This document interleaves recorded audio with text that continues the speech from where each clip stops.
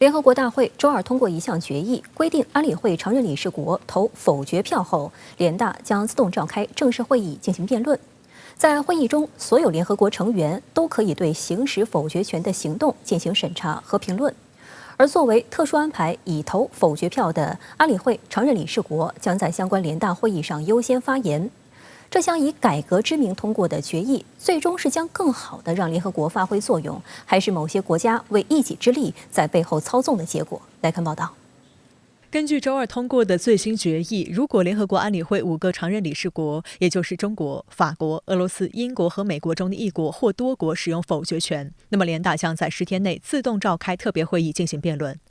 值得注意的是，联大举行紧急特别会议十分罕见。自1950年联合国第377A5号决议，也就是联合一致共策和平通过以来，只召开过11次。最近的一次就是今年2月，联合国大会就乌克兰问题召开的紧急特别会议。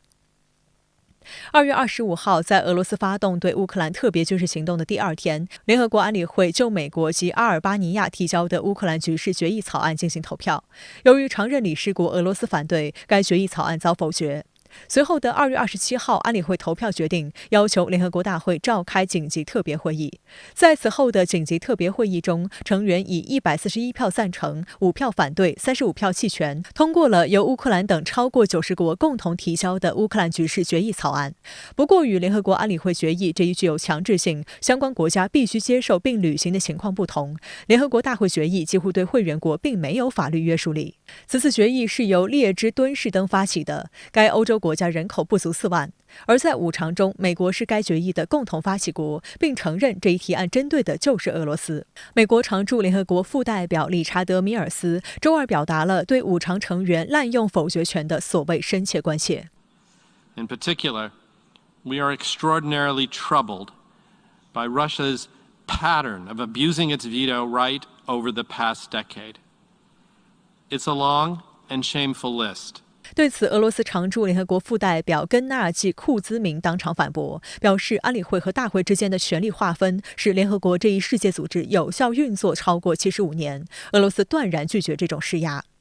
事实上，根据联合国数据，自1946年以来，苏联和俄罗斯使用了143次否决权，其中俄罗斯使用了29次。在这个时间内，美国则使用了86次否决权。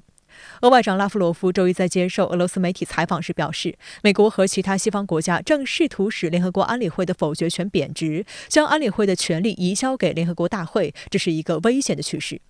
拉夫罗夫称，美国在2021年底举行所谓的民主峰会，今年还计划举行第2次会议，其目的是谋求建立一个联合国的替代品，将联合国这一多边主义的最大工具抛弃。美国即使他想另起炉灶，响应者寥寥，包括英国和法国也不会跟着他怎么做，因为各自有各自的利益，而且在联合国中，这个5大常任理事国除了美国还有4家，这4家也不允许美国来肢解